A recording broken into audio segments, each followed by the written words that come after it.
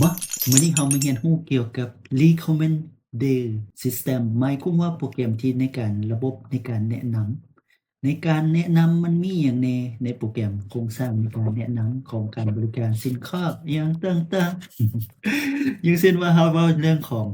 แอปพลิเคชันแนะนำเนาะบ่ว่าจะพวกอยู่เนาะในของ Netflix บ่หรือในเว็บแอปที่เรากำลังสร้างเว็บไซต์ขายเครื่องเอเชียนี้เนาะ แล้วเราจะมาเบิ่งมื้อนี้เราจะมาเรียนอ่านบทเรียนก่อนที่เขาจะเข้าโรงเรียนเนาะและเพื่อว่าจะเอาทฤษฎีนั้นไปใช้ในเว็บไซต์ asiasudo.com เนาะว่ามันเป็นจั่งใดแบบอัปเดตติงเนาะโครงสร้างและหลักการมันมีหยังแหน่อย่างเช่นว่าในระบบการแนะนำมันมีหยังแหน่ที่ว่าคู่มือในการเราเรียนรู้ในมื้อนี้แล้วเราจะเอาไปนำใช้ภาคปฏิบัติตัวจริงในเครื่องมือในการนำใช้ของเว็บไซต์เราหรืออยู่ในแอปเราว่าเราจิควรจะไปใช้แนวใดแหน่เรามาเบิ่งโครงสร้างหลักการในการเฮ็ดเวียกของมัน System Remainder นี่ในระบบของการแนะนำนี้เราต้องมีผลิตภัณฑ์ไอเทมนี้และลูกค้าเป้าหมายและเอา2อย่างนี้บวกกันรวมกันออกมาเป็นระบบเพื่อจะแนะนำไปหาลูกค้า A ในองค์ประกอบในการแนะนำว่ามันเป็นนิยมบ่มันเป็นเป้าหมายของเขามันแม่นหยังเพื่อว่าให้ลูกค้าผู้นั้นเพื่อเกิดความสงสัย1คือลูกค้าเป้าหมายเราเพื่ออยากเอาไปซื้อบ่ให้เขาเบิ่งซื่อๆบ่ให้เขาฟังบ่เป็นคลิปเสียงบ่เพื่อให้เขาอ่านหรือเป้าหมายแนวใดเราต้องสร้างเป้าหมายขึ้นมาแต่ทั้งนี้ทั้งมวลมันก็ล้วนแล้วจะมีหลักการและก็ทฤษฎี ถ้าหากว่าบ่มาเรียนนี่เราบ่รู้เลยเดะว่ามีทฤษฎีนี่เราน่ะว่ามันบวกอันกันเข้าไปเลยลูกค้ามักแนวใดสร้างระบบขึ้นมาอ่านเข้าไปเนาะอันสำคัญเราก็เลยว่าต้องได้มาเรียนทฤษฎีเนาะประเภทที่1ที่ว่า item เนาะ Classic recommend แบบว่าแนะนำแบบพื้นฐานเนาะแบบว่าบางอย่างที่ลูกค้าอาจจะมักสิว่าในกรณีที่ว่ามันคล้ายคลึกันที่ว่าลูกค้าประเภทเดียวกันกลุ่มเดียวกันที่เขาเจ้าเบิ่งเนาะ และสินค้านั้นก็อยู่ในกลุ่มข้อมูลและประเภทเดียวกันเขาเจ้าอาจจะซื้อในสินค้าประเภทนี้และผู้ต่อไปก็อาจจะซื้ออันนี้ก็เป็นภาคส่วนหนึ่งข้อมูลในการแนะนำเนาะอย่างเช่นที่2ในการแนะนำเนาะ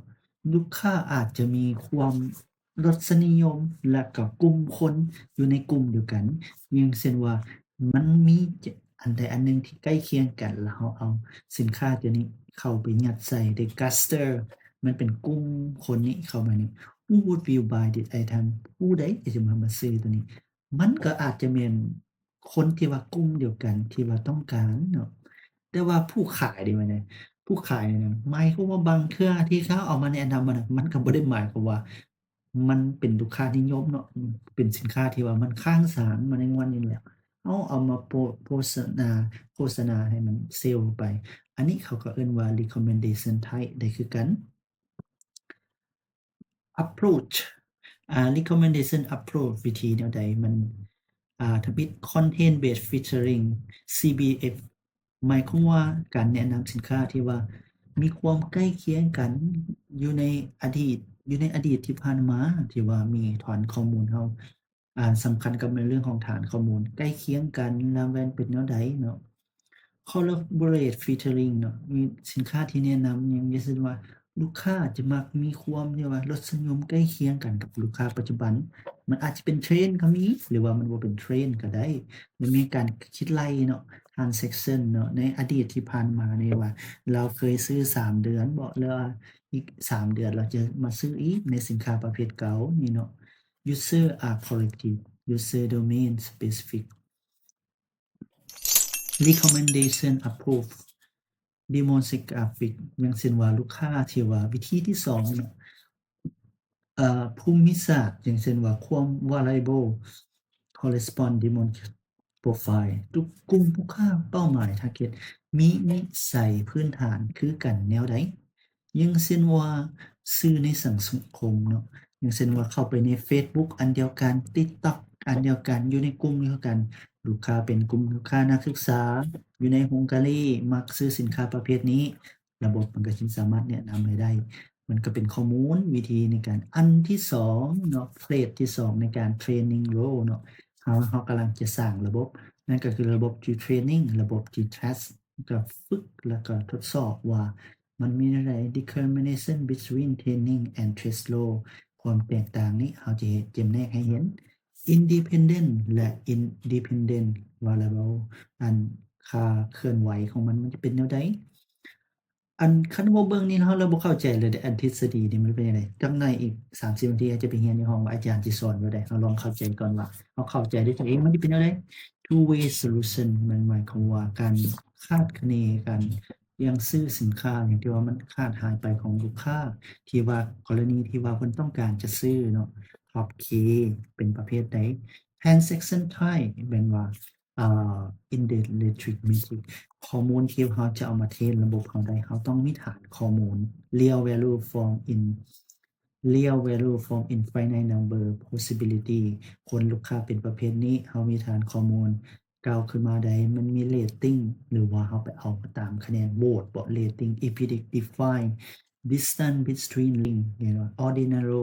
rating similar to interval y but not assume that the difference between any pair of adjustment same binary rating ข้อมูล2ด้านบ่ positive หรือ negative response ของลูกค้าเราเอาข้อมูลเมทริกพวกนี้มาวิเคราะห์แล้วก็unary positive iso mechanism special negative ตัวนี้เราก็บ่เข้าใจเนาะเพิ่นอาจจะไปดึงเอาข้อมูลจากเฟซบุ๊กก็เป็นไปได้เพื่อเอามาเทรน แล้วก็โหวตตามแข่งคะแนนค่านิยมมื้อหน้าไปเอาข้อมูลจากเฟซบุ๊กแล้วเอามาเทรนโปรแกรมของเรา property recommendation problem ปัญหาของมันเนี่ยใด implicit feedback show direct user เราจะเอา direct ไปเลยเนาะว่าลูกค้าคนนี้เป็นประเภทใด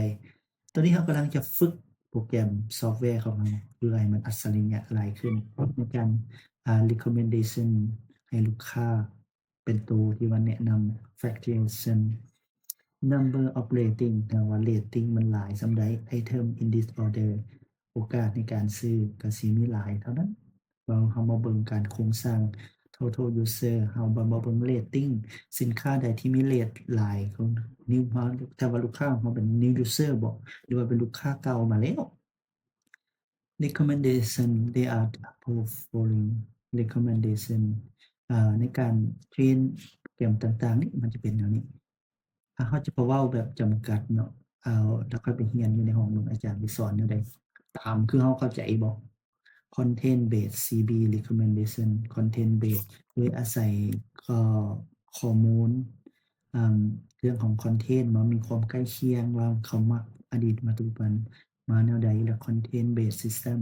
ว่าเป็นแนวใด author based content based vs knowledge content based vs knowledge based แปลว่าบางสินค้าเขาก็ให้ข้อมูลที่เป็นความรู้ให้ลูกค้าอย่างสินค้าผลิตภัณฑ์นั้นบำรุงผิวเสริมความงามรักษาสุขภาพเป็นประโยชน์ต่อร่างกายเพิ่นว่า knowledge based เราก็มาแตกแยกซัปพอร์ตมาเบิ่ง CB user learning เป้าหมายของลูกค้าเราแม่นลูกค้าแนวใดคอนเทนต์เขาเบสเอามาเบิ่งเนาะและเรามาเบิ่งโครงสร้าง corporate นี่เนาะ neighborhood มันมีความใกล้เคียงกันเป็นอ่ามันอยู่ในคือกลุ่มเดียวกันแล้วเราส่งมันมีฟิลเตอร์ตัวนี้เราก็ส่งมาเบิ่งนี้ข้อมูลเก่าเราเอามาวิเคราะห์คืนอย่างเช่นว่าผู้นี้เราเป็นผู้หญิงเราอาจจะเบิ่งมักเรื่องความรักเรื่องนี้เราบ่มักเรื่องของผู้หญิงเรามักหนังแห่งความรักผู้ชายนี่เรามักความรุนแรงเรามักเรื่องของผู้หญิงสินะเราเอามาเทรนเรามาฝึกเราอิงอาศัยข้อมูลพวกนี้แหละมาเทรนเพื่อมาสร้างระบบในการเฮ็ดให้เว็บไซต์เรามีการพัฒนาเรามาเบิ่งการข้อมูลตรงนี้จะเป็นประโยชน์ข้อมูลเบสตรงนี้และเราจะเอามาสร้างนี้เพราะว่าพื้นฐานปัจจัยต่างๆมันก็อาศัยฐานข้อมูลลูกค้าที่เคยซื้อไปแล้วอันนี้บ่ต้องงงเด้อมันเป็นสูตรคิดไล่ของคณิตศาสตร์ที่ว่าเฮ็ดจั่งใดเราจะมาเป็น recommender system นี้มันแม่นจั่งใดมาแก้อะไรคิดไล่ส่งผลนี่แก้นี่ได้ลูกค้าที่หลายขึ้นบ่มันก็ยากข้ามเราก็มาแก้เอาคันเราอยากลึกเข้าไปเราก็เข้าไปแก้จากที่ไล่มันมีเรามาค่อยไล่เอาว่ามันเป็นแนวใดอ้วยอิงตามค่านี้ลูกค้ามาเท่านี้แล้วมีจำนวนค่านี้มีปัจจัยใดแน่ content based บ่เพื่อมาเป็นสมผลในการคิดไล่ตัวนี้แล้ว นี่ก็ลาก่อนเนาะย้อนว่าเวลาจำกัดเพียงเท่านี้แล้วพบกันใหม่ในคลิปต่อไปแม่น